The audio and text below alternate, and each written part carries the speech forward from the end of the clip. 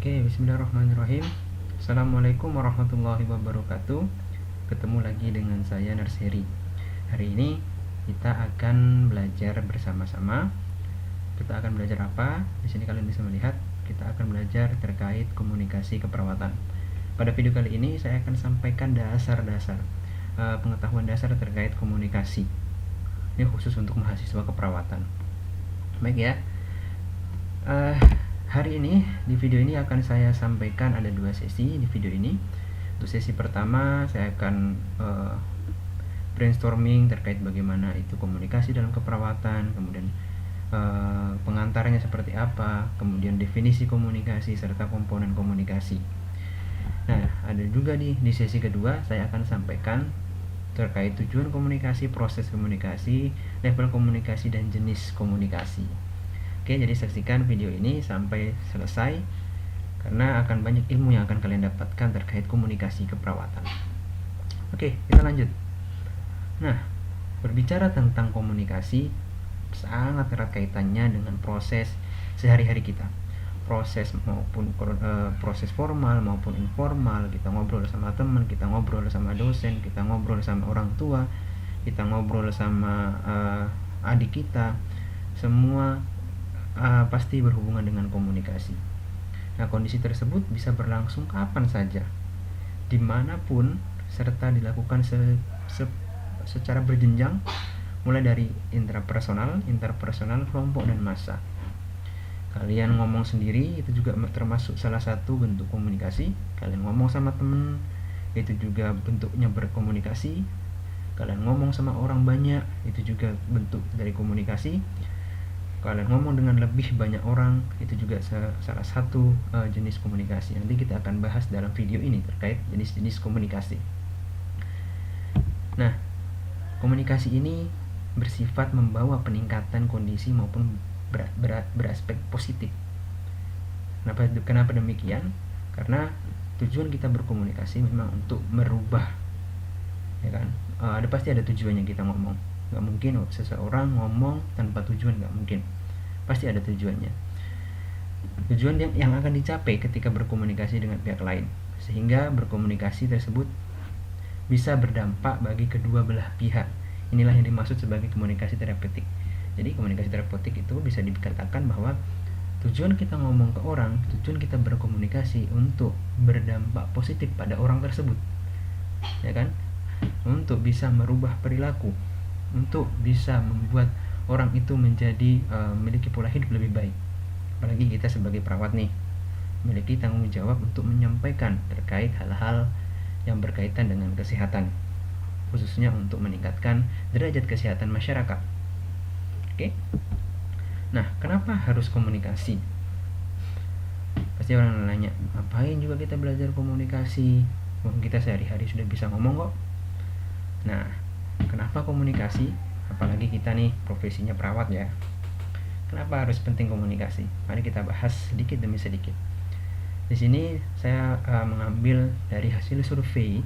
Sebelum kita berlanjut ke sana ya, saya melihat nih ada survei yang menarik sekali bagi saya terkait dari NACE ya, NAC, National Association of Colleges and Employers pada tahun 2002, cukup lama, di Amerika. Nah, survei tersebut menghasilkan berturut-turut ya, secara urutan dari paling atas sampai paling terakhir. Nah, secara berturut-turut ternyata komunikasi itu berperan sangat penting dalam kesuksesan dalam sebuah pekerjaan. Sangat berpengaruh, paling signifikan pengaruhnya terhadap kesuksesan dalam bekerja. Kemudian diikuti dengan kejujuran atau integritas. Ini urutannya ya.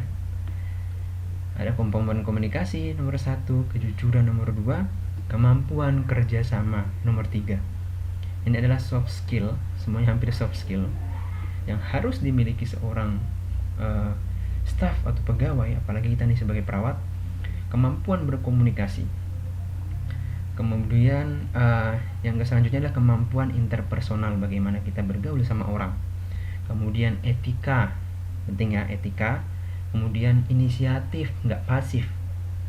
Kalau dalam sebuah lingkungan ada orang yang pasif, pasti kalian akan tahu bagaimana dia bisa berkembang. akan sulit bagi orang yang pasif untuk berkembang.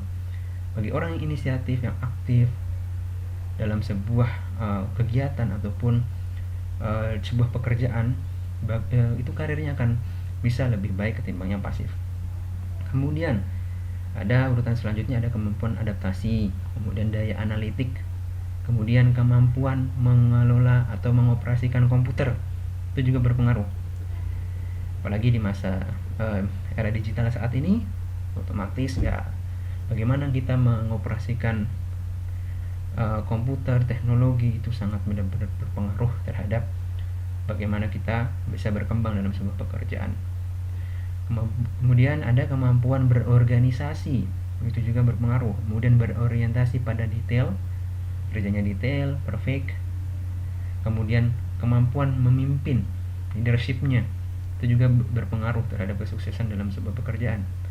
Kemudian percaya diri, penting itu percaya diri. Kemudian ramah, sopan, bijaksana, ini nomor berapa nih, 14. IPK itu ternyata nggak terlalu berpengaruh dalam sebuah kesuksesan dalam bekerja. Hanya urutan keberapa nih, hampir 4 dari bawah. 4 dari bawah loh IPK. Kemudian ada kreatif, humoris, dan kemampuan berwirausaha. Nah, urutan-urutan ini mengedepankan atau hasilnya adalah nomor 1 komunikasi. Apalagi kita nih perawat kan.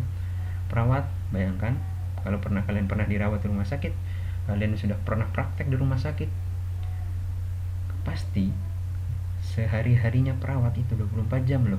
Bayangkan di samping pasien, ya kan, 24 jam di samping pasien. Gak mungkin kan perawat diem aja, gak ngomong, mau ngasih obat gak ngomong, mau memberikan tindakan, memberikan intervensi keperawatan gak ngomong, mau melakukan pengkajian gak ngomong. Gak mungkin. Pasti kalian akan membuka percakapan, memperkenalkan diri, sampai pasien itu merasa nyaman. Ada kalian, ada perawat di sampingnya, seperti itu. Nah, disinilah ya kenapa penting sekali bagi perawat, mengapa komunikasi sangat penting. Oke, selanjutnya, kemudian bagaimana kita berkomunikasi dengan orang lain akan membentuk kehidupan kita. Baik, ingat ya, bagaimana kalian berkomunikasi dengan orang, cara kalian ngomong ke orang lain, cara kalian menghargai orang lain, itu akan menentukan ke depannya bagaimana kehidupan kalian. Kemudian sangat penting mengembangkan kemampuan untuk berkomunikasi secara efektif dengan orang lain. Manfaatnya ya untuk diri kita sendiri, ya kan, kita ngomongnya bagus, kita ngomongnya baik di depan orang, itu bermanfaat untuk kita sendiri. Kita akan lebih bisa dikatakan lebih dihargai pada saat kita mampu menyampaikan gagasan kita, mampu menyampaikan ide kita kepada orang lain dan mudah diterima oleh orang lain. Manfaatnya apa? Kalau kita berorganisasi, kita mewakili organisasi, kita presentasi terkait program organisasi kita, orang akan percaya dan mau join dengan project dari organisasi kita. Bermanfaat untuk organisasi. Kemudian bermanfaat juga untuk kelompok di mana kita menjadi bagian. Kita mewakili kelompok, kita ngomong terkait tujuan kelompok dan lain-lain, itu akan bermanfaat bagi kelompok kalian.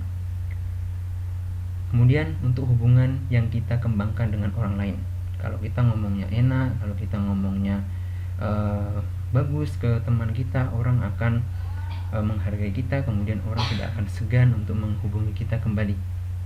Kalau cara berkomunikasi kita efektif dan baik kepada orang lain. Oke. Nah, itu adalah sedikit kenapa ya kok komunikasi itu penting, apalagi kita sebagai perawat nih. Oke, setelah itu kita lanjut ya. Setelah ini kita lanjut ke definisi komunikasi. Nah, kalian bisa lihat di sini ya. Definisi komunikasi. Dan pernah bayangin, pasti orang tahu lah komunikasi itu ya antara interaksi antara orang satu, orang dua, orang satunya ngomong, orang satunya menerima, dan lain-lain. Nah, secara teoritis, komunikasi itu berasal dari bahasa Latin communis, yang artinya apa? Berarti sama atau menjadikan milik bersama. Itu artinya ya, itu dari bahasa Latin, dari komunis, membuat kebersamaan atau membangun kebersamaan antara dua orang atau lebih. Kemudian berasal juga dari akar kata komuniko, yang artinya berbagi. Nah, komunikasi juga berasal dari kata komunikir, yang berarti mengalihkan atau mengirimkan. Kemudian itu juga berarti bahwa kata komunikasi dalam prosesnya bisa dikatakan nih, di sini ada kata kerja sebagai kata kerja dan sebagai kata benda. Kalau sebagai kata kerja apa? Sebagai kata kerja itu didefinisikan untuk bertukar pikiran, bertukar perasaan, dan informasi. Clear ya? Kemudian yang kedua, untuk membuat orang tahu, untuk membuat orang lebih tahu terkait informasi. Kemudian untuk membuat sama persepsinya dengan kita, menjelaskan apa yang masih belum clear, itu menjadi orangnya oh seperti itu. Kemudian untuk membuat hubungan yang simpatik, itu secara definisi secara kata kerja. Ada lagi nih definisinya sebagai kata benda, noun, yaitu pertukaran simbol, pesan-pesan yang sama, dan informasi. Itu ya sebagai kata benda. Kemudian yang kedua ada proses pertukaran di antara individu melalui simbol-simbol yang sama. Simbol-simbol ini berbagai macam, ada yang berupa bahasa, ada yang berupa bahasa isyarat, itu salah satu bahasa juga. Tapi yang paling sering digunakan dalam berkomunikasi, simbol yang paling digunakan adalah bahasa. Akan lebih mudah dipahami, akan lebih mudah berkomunikasi apabila menggunakan bahasa yang sama. Kita akan sulit memahami, misal kita kita pergi misalnya ke Korea, kita tidak mempelajari setidaknya bahasa Inggris atau bahasa Korea, dasar-dasarnya untuk menanyakan suatu tempat dan lain-lain. Pada saat kita ke Korea misalnya, kita nanyanya pakai bahasa Indonesia, itu akan kesulitan untuk bisa untuk orang Korea tersebut memahami dan mampu membantu kita dalam mencari alamat misalnya.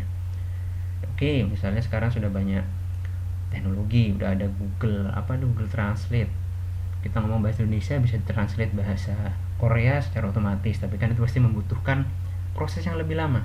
Yang harusnya kita langsung ngomong ke orangnya, ini harus ngomong ke HP dulu, HP-nya yang mentranslatekan. Jadi prosesnya bisa lebih lama. Kemudian sebagai yang ketiga itu ada lagi nih, seni untuk mengekspresikan gagasan. Jadi komunikasi itu bisa menjadi sebuah seni loh dalam mengekspresikan. Contohnya ya misalnya kita bisa pernah melihat ada drama teatrikal untuk memprotes sebuah kebijakan atau apapun. Itu bisa menjadi salah satu seni untuk mengekspresikan gagasan dalam bentuk film, bisa apapun itu. Kemudian ilmu pengetahuan tentang pengiriman informasi itu adalah definisi berdasarkan kata kerja dan kata benda. Nah, sebagai kesimpulannya, di sini komunikasi itu apa? Itu adalah suatu proses tukar menukar ide, pikiran, gagasan, atau informasi dalam suatu interaksi. Informasi dapat disampaikan secara sadar maupun tidak sadar dengan menggunakan lisan, tulisan, dan gerakan atau isyarat, baik menggunakan tanda-tanda maupun dengan simbol-simbol. Itu adalah definisi dari komunikasi. Oke, komponen komunikasi. Oke, mungkin coba kita bayangkanlah sekarang, apa ya komponen komunikasi? Harus ada siapa saja ya baru bisa dikatakan itu adalah komunikasi. Ayo, ada yang mau coba jawab? Ayo, oke. 1, 2, 3. Oke, udah ada bayangan ya. Nah, ini adalah komponen komunikasi. Komponen komunikasi itu ada 6. Ada sender atau komunikator atau pengirim pesan. Ada message, pesan itu sendiri atau isi informasinya apa. Kemudian ada channel atau media yang digunakan atau saluran yang digunakan. Kemudian ada receiver, penerima pesannya. Ya. Kemudian ada feedback, umpan balik. Kemudian lingkungan, atmosfer lingkungannya. Itu adalah komponen komunikasi. Ayo kita coba jelaskan satu persatu dari komponen ini. Komponen yang pertama adalah sender. Sender itu apa? Sender itu adalah si pengirim pesan. Komunikator sering juga disebut sebagai encoding, atau yang suka ngode-ngode, suka ngasih kode-kode tapi nggak jelas kadang ada. Nah, komunikator juga disebut sebagai encoding atau pemberi kode, membuat kode, yaitu suatu aktivitas komunikasi yang menghasilkan pesan berupa ide. Pengkodean ini melibatkan penggunaan bahasa, yang tadi saya bilang kan, kodenya itu berupa bahasa, tanda, serta simbol khusus lainnya yang mengirim pesan. Sender dapat berupa individu, ya ingat ya, sender itu berupa individu, kelompok maupun organisasi, ya kan. Nah, kemudian komunikator juga dapat berupa individu yang berbicara, ya kan. Komunikasi itu bisa dalam bentuk berbicara, menulis, kelompok orang, organisasi komunikasi seperti media-media, surat kabar, media portal online, berita online, apapun itu yang bentuknya surat kabar, radio, TV, film, itu kan salah satu bentuk apa ya, komunikasi kan, sebagai salah satu pengirim pesan. Kita nonton telenovela, kita nonton di bioskop, itu adalah salah satu media komunikasi untuk menyampaikan pesan-pesan yang ada di dalam film tersebut, bisa seperti itu dan sebagainya. Terkadang komunikator berganti menjadi komunikan dan sebaliknya. Kalau saat dia berkomunikasi ya antara orang satu ke orang dua, komunikasinya langsung, itu bisa si komunikator menjadi komunikan atau si receiver juga. Nah, ciri-ciri komunikator yang baik: memiliki kredibilitas yang tinggi bagi komunikasinya, memiliki keterampilan komunikasi, memiliki sikap dan perilaku yang baik, memiliki daya tarik dalam melakukan perubahan sikap komunikan, memiliki pengetahuan yang luas. Ya kan? Salah satunya pengetahuan lah, saya coba bahas yang pengetahuan. Apalagi kita nih sebagai perawat, kita mau merubah perilaku masyarakat dari pola hidup yang tidak sehat menjadi pola hidupnya sehat. Kalau kita tidak memiliki keilmuan terkait bagaimana kehidupan pola hidup yang sehat itu, bagaimana pola hidup yang tidak sehat seperti apa, bagaimana cara berubahnya, bagaimana cara menjadi hidup lebih sehat, kalau kita tidak memiliki ilmu tersebut, apa yang mau kita sampaikan pasti kita kebingungan sendiri, ya kan. Bisa jadi ada juga nih dia pintar ngomong tapi isinya nol, nggak ada isinya, kosong. Dia ngomong aja, pesan yang mau disampaikan nggak ada. Ada juga yang memiliki pengetahuan yang luas tapi tidak memiliki sikap atau keterampilan berkomunikasi. Jadi dia tahu banyak, kalau nulis bagus, pada saat dia ngomong itu orang agak sulit paham. Ada yang seperti itu. Kemudian ada yang kita pernah melihat dia mengerti pengetahuan luas, kemudian keterampilan komunikasinya bagus, kemudian memiliki daya tarik dan lain-lain, tapi tidak memiliki sikap dan perilaku yang baik. Jadi dia pintar, dia mampu ngomong bagus, tapi sikapnya kurang baik, sehingga orang tidak respect terhadap apa yang disampaikan. Pada saat seorang komunikator memiliki semua aspek di sini, itu komunikator yang perfect. Apalagi kita sebagai perawat ya. Kita sebagai perawat memiliki pengetahuan terkait kesehatan, kita memiliki sikap yang baik, keterampilan komunikasi yang baik, daya tarik untuk merubah sikap, apalagi kita perlu merubah sikap orang kan. Kita memiliki semua itu, memiliki kredibilitas. Nah, itu perfect banget pada saat kita memberikan edukasi kesehatan ke masyarakat. Nah, di sini setelah kita berbicara terkait ciri komunikator yang baik, kita akan membahas sedikit tentang model atau gaya komunikator. Ada 4 di sini. Ada gaya membangun, ada melepaskan diri, mengendalikan, sama menarik diri. Sambil saya jelaskan, silahkan kalian introspeksi diri atau melakukan refleksi diri. Kira-kira saya termasuk komunikator dengan gaya apa ya? Oke ya. Mari kita jelaskan satu persatu. Yang pertama, komunikator yang membangun. Bagaimanakah komunikator yang membangun itu? Ciri-cirinya seperti apa? Karakternya apa? Dia mau mendengarkan pendapat orang lain yang membangun ya. dan tidak menganggap dirinya paling benar dan orang lain salah. Itu ciri-ciri yang pertama.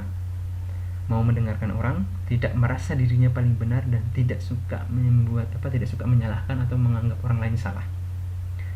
Ciri yang kedua, ingin bekerja sama sehingga timbul saling pengertian. Dia orangnya mau kerja sama, kerja bareng. Dia tidak menganggap orang lain bodoh, tidak menganggap orang lain nggak tahu. Dia tidak merasa dirinya paling pintar, enggak. Kemudian ciri yang ketiga dari komunikator yang membangun, tidak terlalu mendominasi situasi dan mau mengadakan komunikasi timbal balik. Jadi ngobrol ya, minta feedback, minta masukan, ngobrolnya enak lah.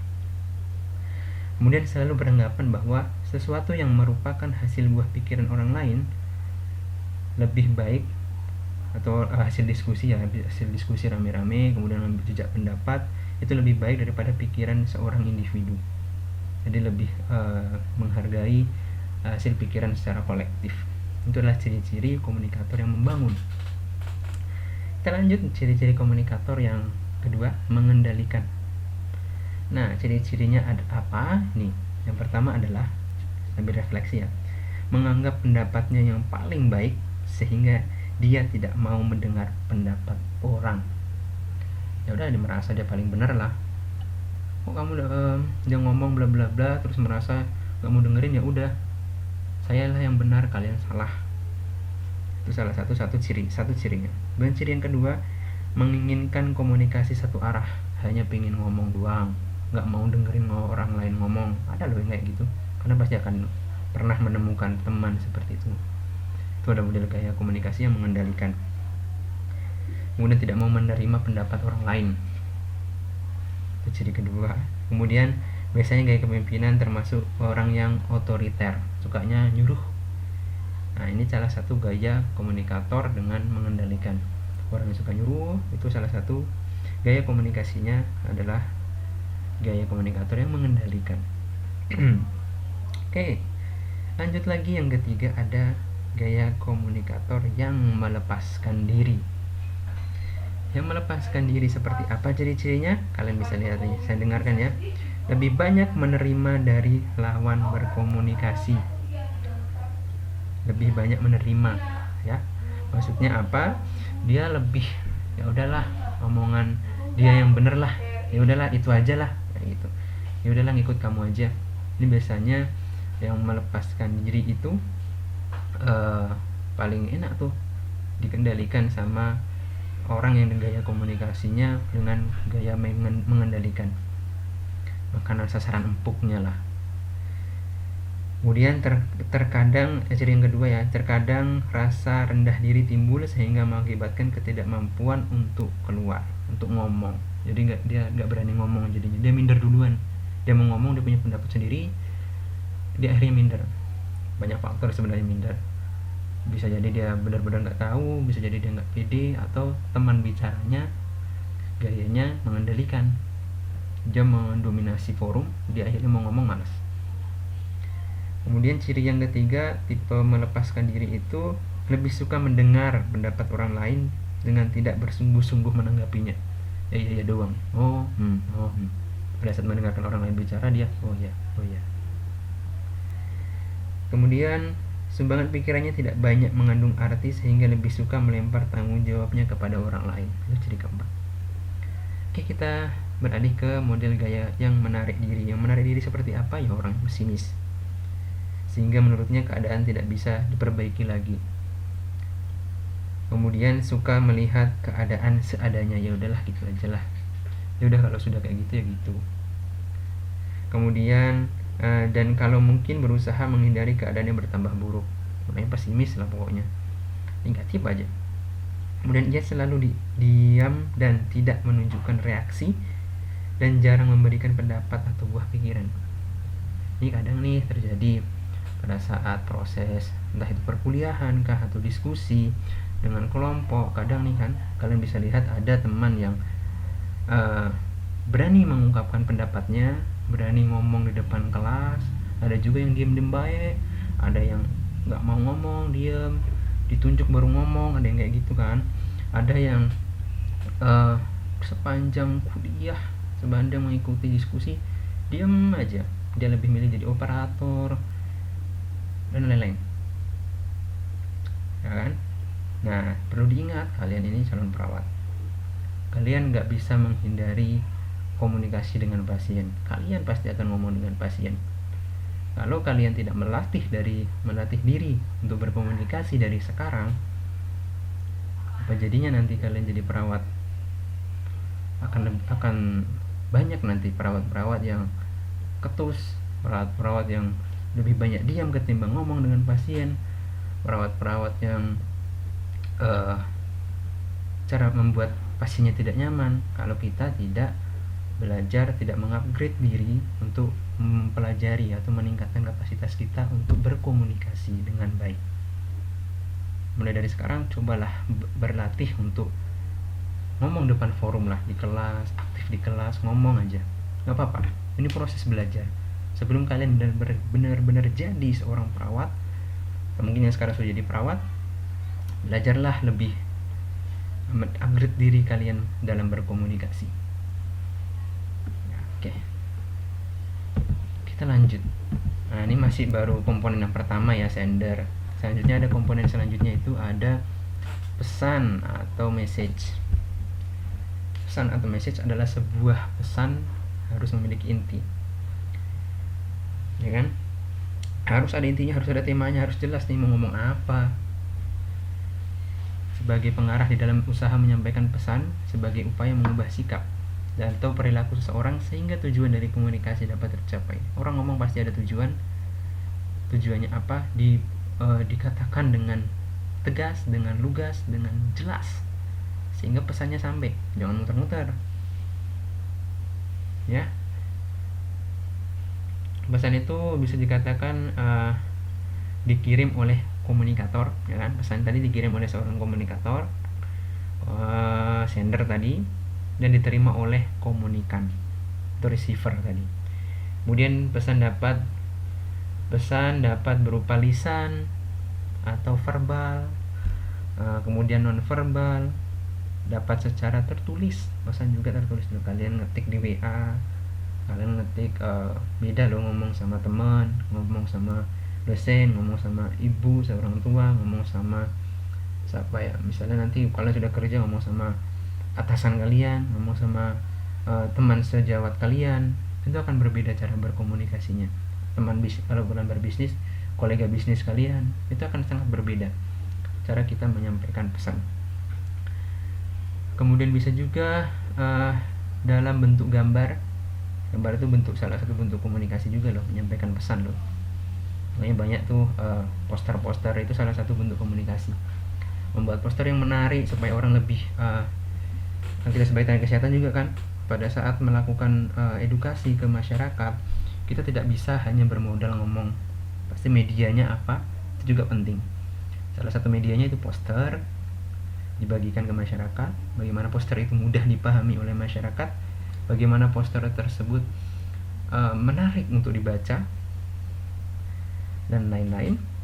Kemudian bisa berupa gambar tadi, angka-angka juga bisa, kemudian benda bisa, kemudian gerak-gerik, tingkah laku juga bisa.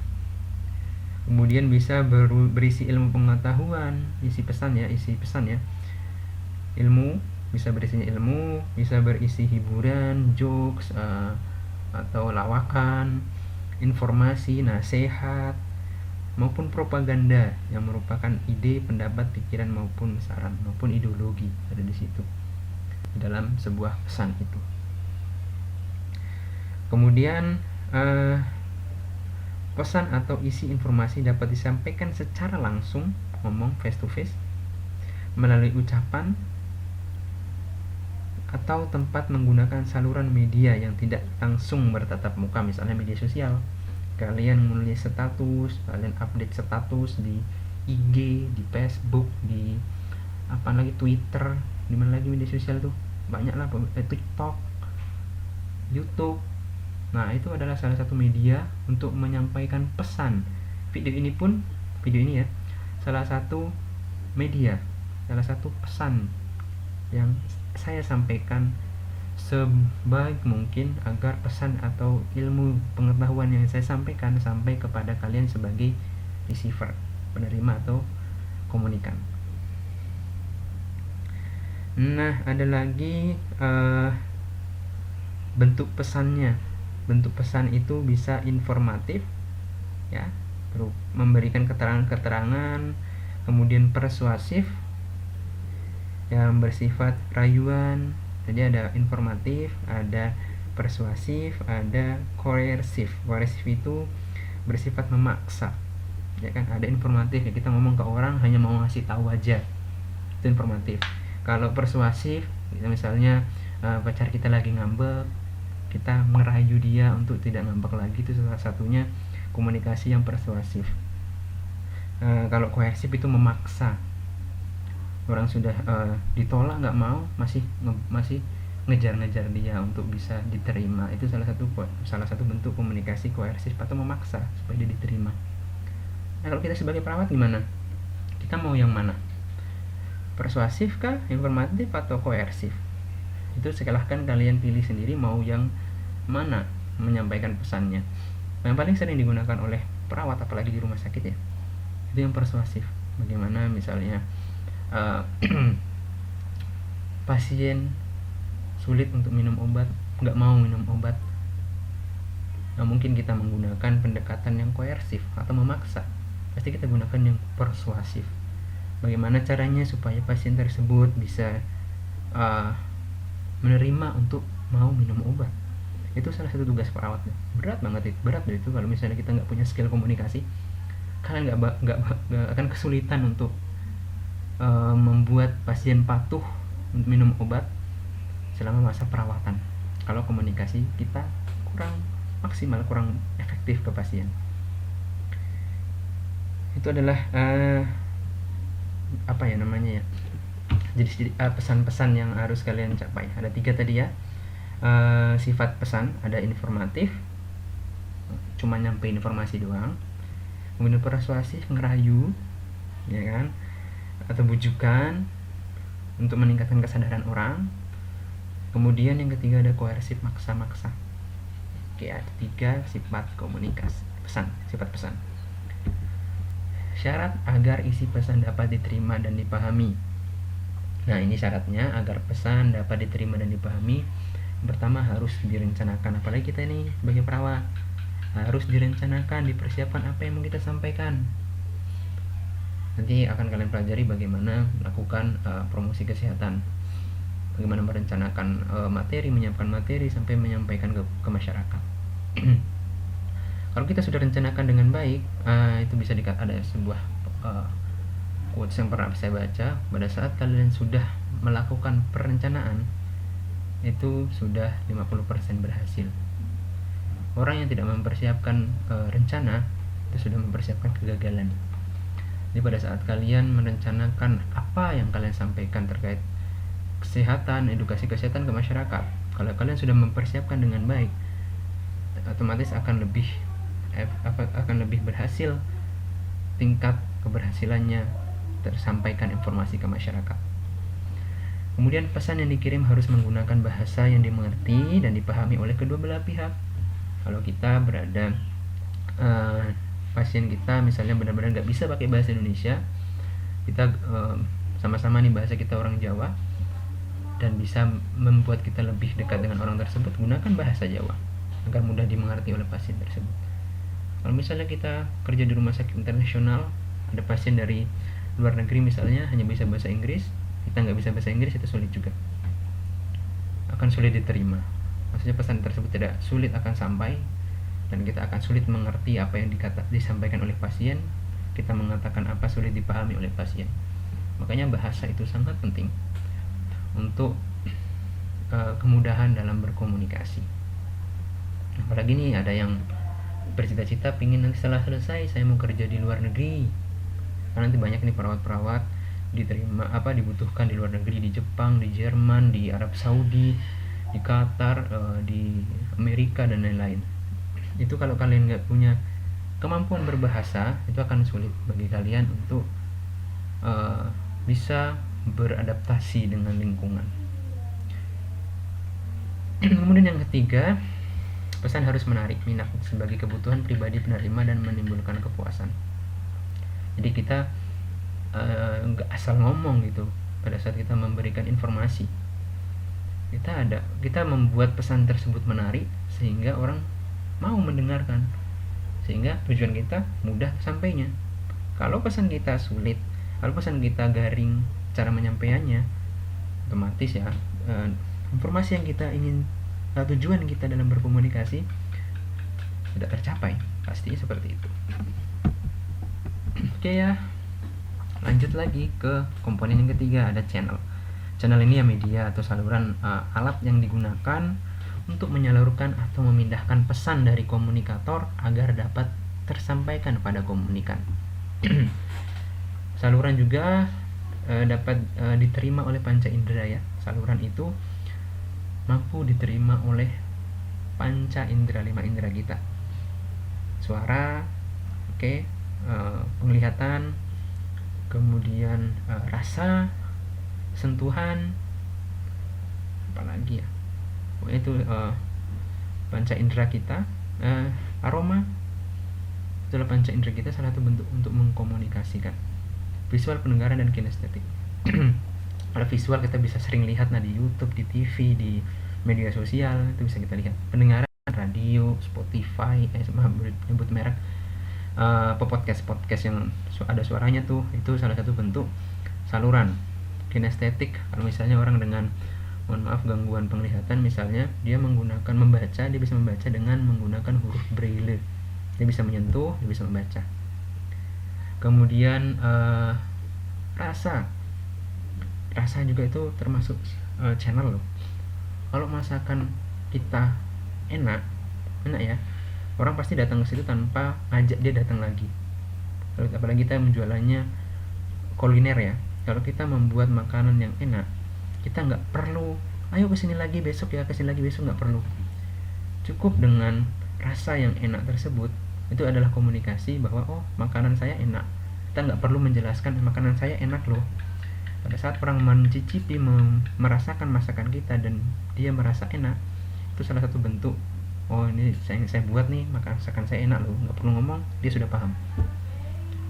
Seperti itu rasa. Kalau aroma, kalau kalian pernah ke mall, kalian pernah sering kan lewat di depan toko roti misalnya. Roti-roti yang di mall-mall itu aromanya kan semerbak, harum, baunya membuat kita tergoda untuk mampir. Ini salah satu bentuk komunikasi untuk ayo mampir sini dong, mampir beli roti saya, dari aroma aja sudah enak, apalagi rasanya. Jadi nggak perlu ayo mampir silahkan, nggak perlu seperti itu bagian pelayannya. Cukup dengan menyebarkan bau-bau yang harum, orang akan mampir, pesan tersampaikan. Seperti itu kan, cukup. Itu adalah channel dalam melakukan komunikasi. Ada lagi nih yang keempat, komponen apa? Komunikan atau receiver, penerima pesan. Penerima pesan itu dipengaruhi oleh secara fisiologis, psikologis, dan kognitif dari komunikan.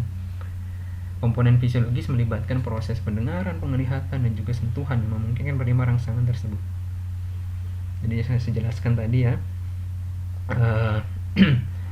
kita ngomong sama pasien yang lagi sakit akan berbeda pada saat kita ngomong sama orang yang sehat. Orang yang lagi sakit cenderung fokus ke diri sendiri, menahan rasa sakitnya, gelisah, takut terhadap tindakan yang akan didapatkan. Itu adalah tantangan seorang perawat untuk ngomong loh, biar pesan kita sampai ke dia, biar dia fokus dengan apa yang kita omongin, biar dia fokus terhadap informasi yang kita sampaikan. Itu tantangan tersendiri. Dia masih takut, dia gelisah, dia lagi sakitan, kita ngomong menjelaskan sesuatu, bisa jadi pesannya nggak sampai. Kemudian gangguan psikologis, misalnya dia orang dengan gangguan jiwa, kita praktik di rumah sakit jiwa, akan berbeda model komunikasinya dengan orang gangguan jiwa, akan berbeda. Orang dengan kognitif, dengan kebutuhan khusus itu berbeda juga. Kemudian kita ngobrol dengan saudara kita yang mengalami gangguan pendengaran, tunarungu, kita cara penyampaian kita akan berbeda juga. Dia akan lebih paham menggunakan bahasa isyarat ketimbang suara. Penglihatan dia harus menggunakan sentuhan agar dia paham. Braille tadi saya bilang, buku-buku Braille dia bisa membaca dengan sentuhan. Seperti itu. Keberadaan penerima pesan tergantung adanya sumber berita, di mana perlu memperlihatkan hal berikut. Karakteristik budaya nanti kita akan bahas lebih dalam lagi. Kemudian cara penyampaiannya, tingkat pemahaman waktu, lingkungan, psikologis, serta tingkat kebutuhan. Komunikan dapat digolongkan menjadi 3. Komunikan itu bisa individu, kelompok, massa. Ya, penerima itu bisa berupa individu, kelompok, dan massa. Oke, komponen yang kelima ada feedback, umpan balik. Nggak bisa dikatakan sebuah komunikasi kalau yang diajak ngomong diem baik, nggak ada respon, kayak ngomong sama tembok. Beneran, coba aja deh ngomong sama teman, terus temanmu nggak ada respon, ditanyain diem aja, dia malah asik main HP. Bagaimana rasanya ya? Bayangin deh, kalian ngomong sama teman kalian malah main HP aja, ditanyain nggak jawab. Gimana perasaan Anda? Kalian bisa merasakannya sendiri, coba aja sendiri. Dan emang enak dicuekin, rasanya kan seperti dicuekin. Nah, umpan balik ini adalah informasi yang diterima balik oleh pengirim dan penerima sebagai reaksi. Reaksinya ya, penerima terhadap pesan yang diterimanya. Fungsi dari umpan balik apa? Untuk memberi informasi bagaimana persepsi penerima atau komunikan terhadap pesan atau informasi yang diterima. Itu sebagai media. Kalau misalnya kita udah ngomong nih, si pasien ada feedbacknya nggak ya, dia paham nggak ya, kita ada nanya nggak ke pasien tersebut, dia udah paham belum dengan apa yang saya omongin. Nah, nanti setelah ini saya akan tanya kembali nih, kalian sudah paham apa belum terhadap yang saya sampaikan ini, informasi yang saya sampaikan ini masuk nggak, diterima nggak, seperti itu. Kemudian karakteristik umpan balik yang efektif seperti apa? Spesifik, deskriptif, diberikan dengan cara yang baik dan tidak mengancam. Pada saat kita berespon, jangan feedbacknya apaan sih nanya-nanya mulu. Nah, itu kan salah satu feedback juga, namun akhirnya tujuan komunikasinya nggak sampai. Itu feedback ya. Kemudian diberikan pada waktu yang tepat. Pada saat kita ngomong juga, nanyanya apa, jawabnya sesuai dengan pertanyaan. Jangan sampai nanya A jawabnya B, nggak nyambung lah. Kemudian sesuai dengan kebutuhan komunikan, apalagi pasien dengan kondisi sakit atau masyarakat dengan pola hidup yang tidak sehat, kita sampaikan sesuai dengan kebutuhan komunikan. Jelas dan tidak ambigu, harus clear maksudnya apa, tidak menimbulkan dua persepsi, serta diberikan secara langsung dan jujur. Harus jujur ya informasi yang disampaikan, jangan sampai terjadilah informasi yang tidak benar. Ditanya A jawabnya dengan bohong, itu akan menimbulkan informasi yang tidak benar. Kemudian lingkungan ini bisa dikatakan tempat orang ngomong, komunikasi. Nah, lingkungan juga tidak hanya berupa fisik, yaitu lokasi saja, tetapi juga meliputi suasana, situasi, dan kondisi lokasi, termasuk suasana psikososial. Kita berada di rumah sakit, ada pasien, kalian bisa coba bayangin ya, kalian ngobrol di rumah sakit, ada pasien dalam kondisi nyeri misalnya, kalian ngomong, memberikan informasi bagaimana respon pasien, kemudian bagaimana feedbacknya, media yang kalian gunakan apa, lingkungannya seperti apa, ya kan, isi pesannya gimana, sampai apa enggak gitu. Nah, ini adalah lingkungan secara keseluruhan. Ini adalah 6 komponen dari komunikasi. Setelah ini akan saya tunjukkan gambar dan silahkan jawab. Kalau kalian sudah jawab, nggak perlu lagi, silahkan jawab di kolom komentar terkait tanda tanya yang saya berikan di sini. Untuk misalnya kalian mau jawab yang kotak putih, biasanya putih sama dengan dia sebagai apa. Kemudian kotak biru sama dengan apa. Kotak pink atau ungu itu dia apa. Misalnya saya yang orange itu siapa. Kalau misalnya saya yang kuning itu apa.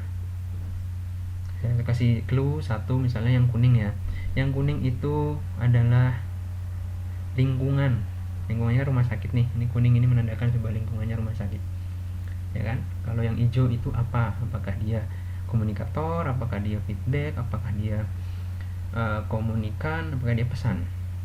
Seperti itu, kalian silahkan jawab di kolom komentar ini ya. Oke, silahkan di screenshot ini, di save, kemudian kalian lihat kembali materi yang saya jelaskan tadi. Kalau kalian benar-benar paham, kalian bisa langsung jawab. Oke, itu untuk komponen komunikasi. Ini bahan latihan kalian sehingga kalian bisa lebih paham secara real teori dan praktiknya di lapangan. Itu adalah komponen komunikasi. Oke, itu sesi pertama. Kita lanjut sesi kedua. Sesi kedua akan saya sampaikan apa? Yang akan saya sampaikan itu terkait tujuan komunikasi. Selain tujuan, saya akan sampaikan juga proses komunikasi, jenis, sama level komunikasi. Oke, mari kita lanjut ke sesi kedua. Semoga kalian bisa tarik nafas. Kalau kalian mulai blank nih, mulai pikirannya kemana-mana, pause dulu video ini, silakan ambil minum kalian. Kalau sekalian sudah mulai fokus lagi, play lagi video ini. Oke, silakan. Nah, kalau kalian sudah minum, kalian sudah mulai fokus kembali, kalian dengarkan dengan seksama informasi yang akan saya sampaikan ini terkait tujuan komunikasi. Apa itu tujuannya kira-kira? Tadi sudah sedikit saya singgung tuh di awal tuh. Tujuan komunikasi itu apa? Untuk menyampaikan pesan, kan, membuat orang lebih tahu, membuat sama persepsi, membuat orang mengerti, memahami kita, seperti itu. Oke, tujuan pertama komunikasi apa kira-kira? Coba jawab dulu. Oke, silahkan jawab dalam hati. Kemudian ini dia tujuan komunikasi. Yang pertama, memberikan informasi. Ada namanya, memberikan informasi itu seperti apa? Kan kita tahu tuh, dalam komunikasi dilakukan oleh seorang komunikator atau sender tadi untuk memberikan atau menyampaikan informasi yang berupa ide, pikiran, persepsi, perasaan kepada komunikannya. Sebagai contoh nih, dalam lingkup kesehatan misalnya, saat memberikan informasi tenaga kesehatan terkait penyakit pasien, kemudian menjelaskan masalah-masalah keperawatan yang dihadapi oleh pasien, kemudian rencana tindakan yang akan diberikan ke pasien, kemudian perawat memberikan informasi serta edukasi kepada pasien. Itu kayak gitu contohnya ya, kalian sebagai tenaga kesehatan tujuannya apa? Memberikan informasi, melakukan pendekatan persuasif agar dia mau berperilaku lebih sehat, agar bisa lebih mandiri tentunya di rumah sakit. Kemudian tujuan yang kedua yaitu mengubah opini, cara berpikir, sikap, dan mempengaruhi perilaku seseorang. Nah, tujuan dari komunikasi yang lain ini kan untuk mengubah opini. Dalam hal ini bagaimana? Dalam hal ini yang dilakukan atau sesuatu yang diberikan kepada masyarakat ini tanpa kita sadari mampu mempengaruhi perilaku orang lain secara sadar. Ya, kita mau menyampaikan terkait pola hidup sehat seperti apa, kita menyampaikan, awalnya dia mendengarkan dengan baik.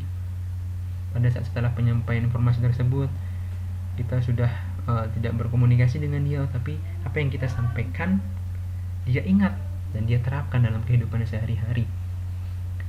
Itu berarti tujuan kita untuk merubah cara berpikir, mengubah perilaku orang berhasil. Kemudian memberikan pendidikan, ini salah satunya mengedukasi masyarakat untuk berperilaku hidup bersih dan sehat, apalagi di masa pandemi seperti ini. Bagaimana menyampaikan ke masyarakat untuk menggunakan masker, untuk melakukan physical distancing, cuci tangan setiap melakukan aktivitas, menjaga jarak. Itu adalah memberikan pendidikan bagaimana orang bisa lebih mengerti pentingnya untuk menggunakan masker. Apalagi sekarang jangan pakai masker scuba, karena masker scuba itu malah membuat penyebaran virus semakin cepat. Itu Ada tujuan memberikan pendidikan. Kemudian mengungkapkan perasaan. Nah, yang sekarang masih memendam perasaan, ayo ungkapkan kepada dia sebelum dia ditikung teman kalian sendiri. Yang cewek maupun cowok nggak ada nggak ada aturan bahwa harus cowok yang nembak duluan, harus cewek yang, atau cewek nggak boleh nembak duluan. Nggak ada seperti itu. Semua dalam cinta sama. Kalau kalian memiliki rasa kepada seseorang, ungkapkanlah, sampaikanlah sebelum kalian menyesal. Bisa jadi orang tersebut juga memiliki rasa yang sama, ya kan, kita nggak tahu. Bisa jadi dia nunggu kalian ngomong malah nggak mau ngomong, akhirnya teman kalian yang ngomong ditikung dia sama teman. Seperti itu ya, malah curhat ya. Oke, kalian punya perasaan apapun, kegelisahan apapun, sampaikanlah dengan cara berkomunikasi. Itu tujuannya. Kalian nembak cewek, kalian nembak teman yang kalian sukai, atau mau ngelamar orang, menggunakan apa, pasti komunikasi. Yang mungkin kalian diam-diam aja ngeliatin, tiba-tiba ada suara dalam hati yang muncul terdengar di telinganya, kayak film-film di Indosiar itu, saya mencintaimu. Kemudian dia malah seolah-olah mendengar kata hatinya, kan nggak mungkin, nggak ada yang kayak gitu, kecuali di TV-TV doang ya, diam-diam ada suaranya. Kalau kalian di sekarang di kehidupan nyata ya harus ngomong, kalian suka ngomong, kalian nggak suka ngomong. Sama teman pun demikian, ada tingkah laku teman kalian yang nggak kalian sukai di kelas misalnya, ya udah omongin dengan caranya gimana, dengan cara yang bagus tadi, cara persuasif, jangan koersif, memaksa. Kemudian tujuannya ini ada apa nih? Menyelesaikan sebuah masalah untuk menurunkan ketegangan dan menyelesaikan konflik. Kalian pasti semasa masih sekolah di SMA, masih kuliah di bangku kuliah nih, bahkan nanti sampai kerja, kalian akan menghadapi sebuah konflik dan masalah. Komunikasikanlah masalah Anda, selesaikan dengan cara komunikasi, jangan berprasangka. Kalian memiliki mulut untuk berbicara, kalian jangan hanya mengandalkan pikiran kalian saja tanpa melakukan komunikasi, tanpa klarifikasi. Sampai salah paham ini berujung penyesalan. Apabila Anda ada kegundahan atau pikiran-pikiran yang aneh-aneh, sampaikan, klarifikasi, jangan sampai informasi tersebut salah, atau dari orang-orang yang tidak bertanggung jawab menyampaikan informasi yang bohong, kalian percaya begitu saja tanpa mengklarifikasi, kalian akan menyesal. Kalian juga dalam menyampaikan informasi kesehatan ke masyarakat ya, sebagai tenaga kesehatan, cari informasi yang benar, sampaikanlah informasi kalau sudah kalian klarifikasi. Apalagi di masa konflik nih, kalau konflik tanpa komunikasi, ada konflik tidak diselesaikan dengan ngomong, itu belum selesai. Clearkan di saat proses komunikasi tersebut, saya dimaafkan atau tidak, harus seperti apa penyelesaiannya, itu harus clear. Setelah itu konflik selesai. Mau ada masalah sakit hati atau apapun, itu urusan masing-masing. Yang jelas kalian sudah komunikasi, sudah tetap bersikap profesional. Oke, lanjut lagi ke menemukan kesadaran diri, penerimaan diri sendiri, dan meningkatnya kehormatan diri. Tujuan komunikasi ya kita juga untuk kesadaran diri kita, menerima diri sendiri. Kadang kita ngomong sama diri sendiri nih, udah saya ini pasti bisa, udah, seperti dan lain-lain. Itu adalah salah satu bentuk untuk menemukan kesadaran diri kita, penerimaan diri, biar kita lebih pede. Itu adalah tujuan-tujuan komunikasi. Selanjutnya apa? Nah, selanjutnya kira-kira proses komunikasi itu seperti apa? Oke, ayo kita bahas lagi terkait proses komunikasi. Kalau kalian mulai lengah, jenuh, pause dulu videonya, putar lagi nanti. Oke, lanjut ya terkait proses komunikasi. Nah, di sini saya cukup sampaikan saja dengan bagan. Ya, ini bagannya. Di sini kalian bisa melihat bahwa berawal dari sender atau penerima. pengirim pesan.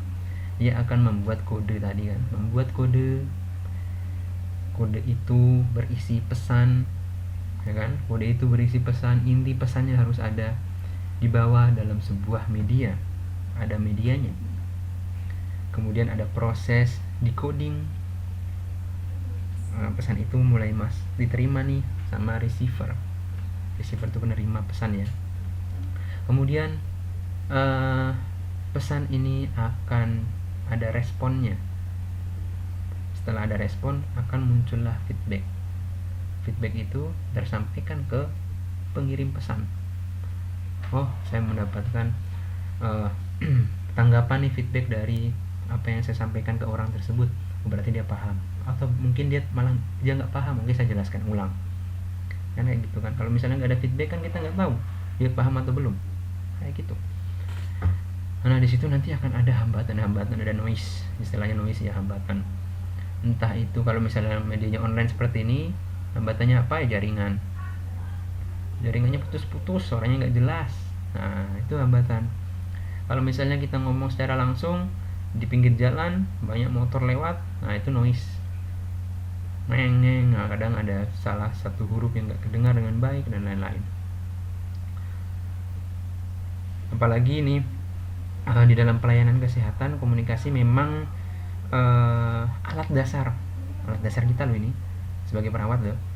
Dalam pelayanan keperawatan, kualitas komunikasi memiliki hubungan yang kuat dengan efektivitas pelayanan. Kemudian ada 2 kerangka teori yang menggambarkan bagaimana komunikasi terjadi, linear, sirkular, dan transaksional. Ini akan ada di sini. Kemudian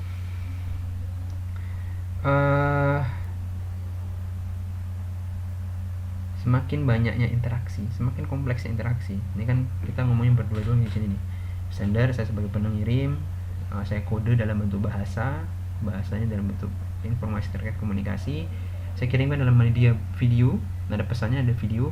Kemudian kalian menerima pesan tersebut, decoding dulu, masuk ke, oh saya paham apa yang dimaksud, masuk ke telinga, diterjemahkan, ada responnya bisa berupa, oh paham, saya nggak tahu feedbacknya gimana.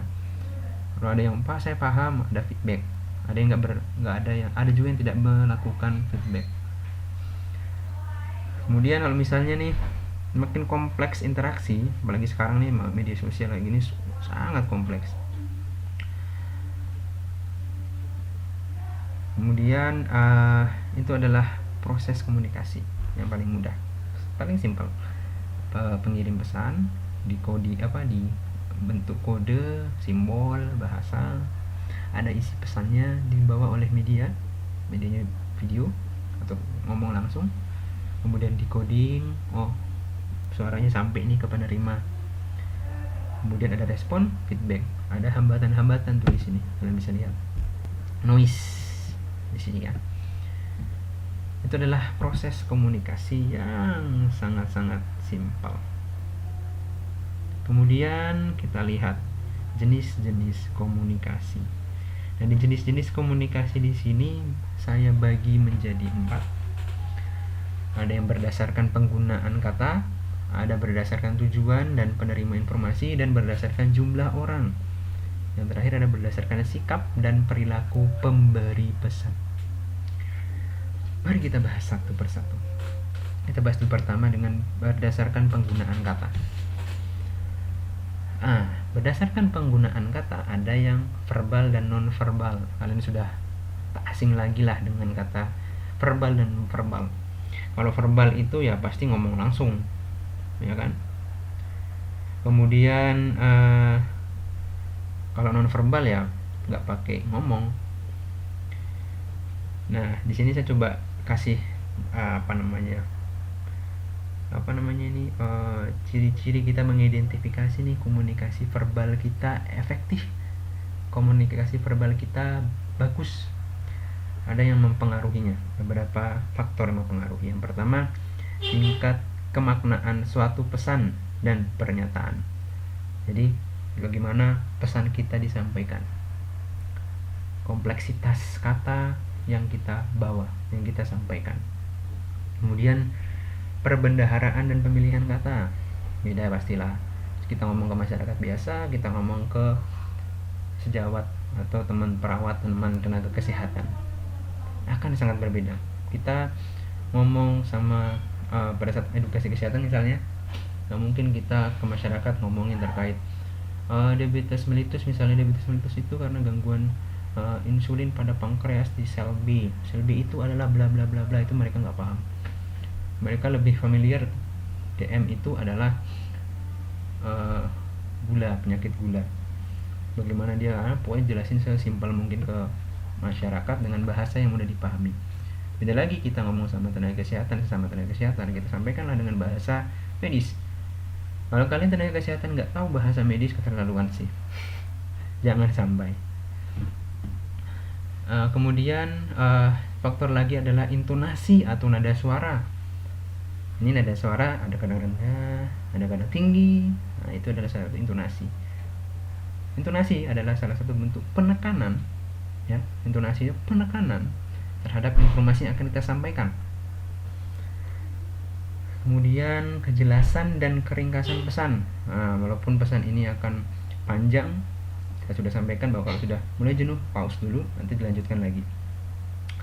Kemudian pada saat ke pasien juga ya, nggak boleh ngomong lama-lama, nggak boleh terlalu panjang informasinya. Cara memahamkan pasien itu beda. Kita ya sampaikan dengan sesimpel mungkin, semudah mungkin mereka untuk memahami dan mampu mereka cerna dan mampu merubah perilaku mereka. Kemudian kejelasan, udah setelah itu waktu dan relevansi penyampaian. Jadi bilang jangan lama-lama ya, nggak boleh ke pasien lama-lama ngomongnya. Misalkan ada feedback dari perawat dan pasien tersebut. Kemudian komunikasi nonverbal. Oke, nonverbal ya pasti ya. Kita nggak ngomong, kita bisa tertulis. Biasanya itu pesan-pesan tertulis. Kita ngomong ketik di WA, kita buat surat. Ada surat perintah, ada surat apapun itu nanti kalau kalian sudah bekerja. Itu adalah salah satu bentuk komunikasi nonverbal. Oke, lanjut lagi ke jenis yang kedua adalah berdasarkan tujuan dan penerimaan informasi. Ada yang pertama, komunikasi terapeutik dan komunikasi sosial. Kita sebagai perawat akan menggunakan komunikasi terapeutik, pasti itu. Komunikasi terapeutik itu apa? Kita akan bahas lebih detail lagi nanti. Saya kasih clue-nya saja dulu hari ini. Komunikasi terapeutik itu direncanakan dengan sadar, kemudian memiliki tujuan dan kegiatannya berpusat untuk kesembuhan pasien. Oke, itu adalah clue-nya. Untuk komunikasi sosial yang bertujuannya itu apa? Untuk membangun hubungan sosial, hubungan antar individu yang membutuhkan dan saling berinteraksi dan berbagi. Bagaimana suatu masyarakat bisa saling bergotong royong, bagaimana satu sama lain bisa saling kenal. Kalau di desa itu bagus banget komunikasi sosialnya. Orang-orang beda lorong, tahu tuh di sana rumahnya lorong yang ini, rumah yang ini. Kalau di perkotaan kadang masih sesama tetangganya aja nggak saling kenal, bisa seperti itu. Dan bagaimana berkomunikasi dengan sesuai dengan budayanya, bagaimana memahami nilai-nilai budaya yang ada sehingga pesan kita yang kita sampaikan bisa diterima oleh sebuah lingkungan sosial. Oke, itu untuk clue-clue yang saya sampaikan terkait komunikasi terapeutik dan sosial. Oke, lanjut adalah berdasarkan jumlahnya. Berdasarkan jumlahnya itu ada 3 nih, intrapersonal, inter, sama kelompok. Intrapersonal itu kalau bisa saya katakan ya pada saat kalian ngomong sendiri, introspeksi diri, itu adalah salah satu bentuk komunikasi sehingga kalian bisa menghasilkan pemahaman baru atau keputusan baru. Misalnya kita galau mau beli sepatu misalnya, beli yang mana ya, A atau B, yang merah atau yang hitam ya, masih mikir. Kita diskusi sama diri sendiri, kalau yang hitam nanti nggak bisa buat ini, kalau yang merah nanti cuma bisa pakai buat ini, kalau yang hitam nanti kayak gini bla bla bla bla. akhirnya kita udahlah saya ambil ini. Itu ada proses komunikasi intrapersonal sehingga kita bisa mengeluarkan sebuah keputusan, udahlah yang kita maju kayak gitu. Kemudian ada komunikasi interpersonal. Komunikasi interpersonal ini kalian perawat, sudah jadi perawat, ada pasien di depan kalian, itu adalah komunikasi interpersonal. Kalian ngomong sama orang lain, sama orang lain, interaksi antara dua orang dengan pertemuan tatap muka, bisa melalui telepon atau melalui media komunikasi lainnya. Ya, komunikasi interpersonal kan bisa kalian telepon-teleponan berjam-jam sama kekasih kalian, itu salah satu bentuk komunikasi interpersonal. Kemudian komunikasi interpersonal ini dibangun di atas tingkat interpersonal, di mana setiap orang berkomunikasi harus berkomunikasi dengan diri sendiri untuk berkomunikasi dengan orang lain. Jadi kalian sudah ngomong dulu apa yang ingin kalian sampaikan, kalian sudah diskusikan dengan diri kalian sendiri, kalian sudah belajar, kalian sudah menguasai materi yang ingin kalian sampaikan, kemudian kalian menyampaikannya ke orang lain. Kemudian komunikasi kelompok. Komunikasi kelompok ini terjadi ketika 3 orang atau lebih. Jadi kalau 2 orang kan interpersonal, kalau 3 orang atau lebih, biasanya dalam rapat, dalam diskusi kelompok, yang lebih dari 2 orang lah, dari 3 orang lah, itu bisa dikatakan komunikasi kelompok. Apalagi nanti kalau kalian sudah kerja, pasti ada itu proses komunikasi kelompok di dalamnya. Kalian diskusi dengan kepala ruangan, diskusi dengan perawat lain, diskusi dengan dokter, diskusi dengan tenaga farmasi, diskusi dengan fisioterapis, ahli gizi dan lain-lain. Pasti akan ada proses seperti itu yang kalian dapatkan di rumah sakit. Kalau kalian sebagai calon perawat tidak menguasai skill komunikasi, apalagi yang kalian hadapi beda profesi nih, kalian nggak mampu menyampaikan ide kalian, maka proses komunikasi kelompoknya tidak akan berjalan dengan baik, tidak akan efektif, tidak akan mudah diselesaikan. Kuasailah skill komunikasi itu. Oke, kemudian yang terakhir jenisnya berdasarkan sikap dan perilaku pemberi pesan. Ada yang agresif, pasif, asertif. Kita yang mana? Ayo. Kalau agresif itu biasanya digunakan oleh orang yang cenderung menyerang sesuatu, biasanya orang debat. Kalau agresif itu biasanya orang yang debat nggak mau kalah, sudah bersifat agresif, dia akan menyerang secara personal orang tersebut. Ini sering terjadi pada orang yang debat. Kemudian tipe komunikasi yang agresif itu dapat mengurangi hak orang lain dan cenderung merendahkan dan mengendalikan orang lain. Ya, ada kadang orang pada saat diskusi, ada pernah lihat di TV lah, pernah ya ada debat kayak gitu, pasti ada salah satunya yang lebih agresif, ngomong terus, nggak mau disela, dia selalu menyela. Kemudian ada juga yang pasif. Yang pasif itu jangan sampai kalian menjadi yang pasif juga ya. Lawan dari komunikasi agresif. Pada saat dia ini, yang pasif ini adalah makanan empuk dari perilaku komunikasi orang agresif. Makanan empuk, dia diserang terus diam saja, nggak mau menjawab. Kemudian ada komunikasi asertif. Komunikasi asertif itu apa? Komunikasi yang terbuka, menghargai diri sendiri dan orang lain. Komunikasi ini tidak menaruh perhatian hanya pada hasil akhir, tetapi juga dengan hubungan perasaan antar manusia. Kalau dia memang merasa kurang nyaman dengan kondisi yang di lingkungan tersebut, dia sampaikan dengan terbuka, mohon maaf, saya merasa tidak nyaman sehingga saya harus keluar. Mohon maaf, saya merasa tidak nyaman dengan apa yang disampaikan oleh ini. Saya mohon maaf dengan penyampaian yang terbuka dan baik dan sopan. Sehingga tidak sama itu maksudnya dia menghargai diri sendiri karena dia merasa nggak senang.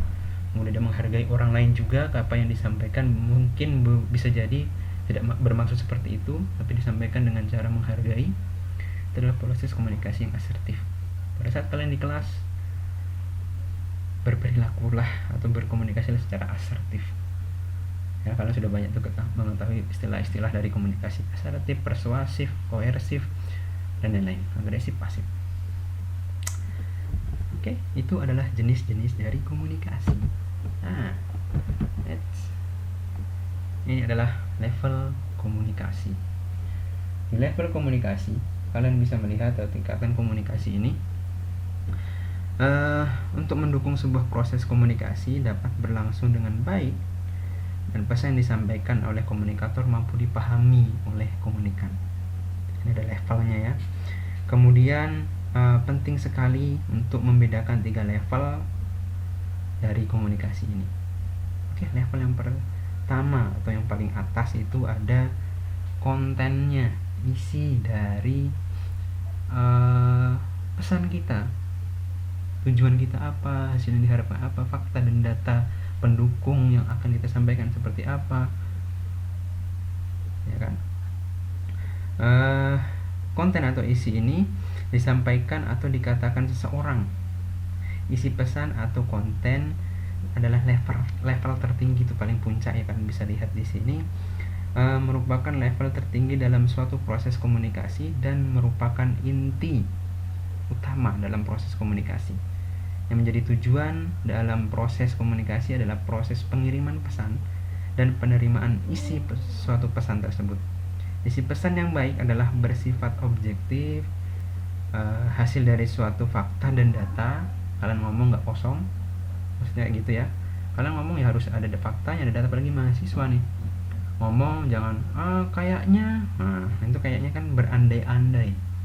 Pada saat kalian menyampaikan pesan sesuatu, dukunglah dengan fakta dan data. Kalian bisa cari di internet banyak, cari data yang valid, kemudian sampaikan dengan baik. Setelah fakta dan data sudah dapat, tujuan kita sudah jelas, saya mau menyampaikan ini karena ada masalah ini loh, datanya kayak gini. Oke, saya harus sampaikan dengan baik agar tujuan saya bisa tercapai.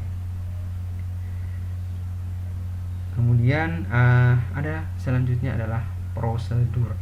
Oke, prosedur itu seperti apa? Prosedur itu dari apa yang dikatakan seseorang atau cara seseorang mengatakan, cara seseorang menyampaikan, cara seseorang berbicara, ya. Itu adalah tahapnya. Oke, jadi di konten itu isinya apa yang ingin kita sampaikan udah jelas nih, udah direncanakan. Kemudian cara prosedurnya bagaimana terorganisir, terstruktur, terjadwal, adanya persetujuan. Terorganisir, kalian harus benar-benar kontennya udah diatur nih, saya setelah ngomong ini harus ini. Kemudian terstruktur, ngomongnya harus ada subjek, predikat, objeknya jelas. Kemudian terjadwal, apalagi yang kerja di rumah sakit atau di puskesmas nanti akan ada jadwal-jadwal melakukan proses untuk komunikasi dengan pasien, dengan masyarakat. Kemudian ada yang terakhir itu adalah proses atau hubungan antara si pembicara atau komunikator dengan pendengarnya atau receiver, serta emosi yang muncul pada percakapan. Jadi kita sudah menyiapkan isi pesan kita udah siap, fakta datanya udah lengkap. Oke, cara nyampeinnya gimana, terstruktur, terorganisir, kemudian cara penyampaian kita bagus. Nah, di proses inilah akan benar-benar terasa bahwa saya merasa nyaman dengan penyampaian si perawat A. Oke, saya lebih nyaman dengan perawat B. Oke, saya percaya dengan omongan si dia. Ini bohong nih. Itu respon-responnya ya. Ini bohong nih. Ada kepentingan politik nih. Atau mungkin aku masih ngomongnya kok kayak gitu ya, kayaknya masih ada yang disembunyikan deh. Kalian pasti itu adalah proses. Dalam proses tersebut kalian bisa merasakan bagaimana komunikasi tersebut efektif atau tidak. Atau mungkin orang pada level itu sudah mengerti apa yang disampaikan orang tersebut. Kita bisa memahami. Ini adanya ada maksud tertentu nih. Ini ada faktor politiknya nih. Atau dari penyampaiannya saya malah jadi nggak suka sama orang ini ya, dengan cara berkomunikasinya seperti itu ya. Kok dia malah menjelek-jelekan orang lain ya. Itu adalah proses sehingga kita muncul responnya. Kok kayak gini sih, kok orangnya kosong ngomongnya, nggak ada isinya, masih ada yang disembunyikan nih. Nah, itu adalah level-level komunikasi. Jadi dari isinya dulu harus clear, kemudian prosedur cara penyampaiannya, kemudian selama proses tersebut akan muncullah respon-respon, dari dia percaya, dia nggak percaya, dia malah jengkel, dia malah marah, dia merasa dibohongi, dan lain-lain.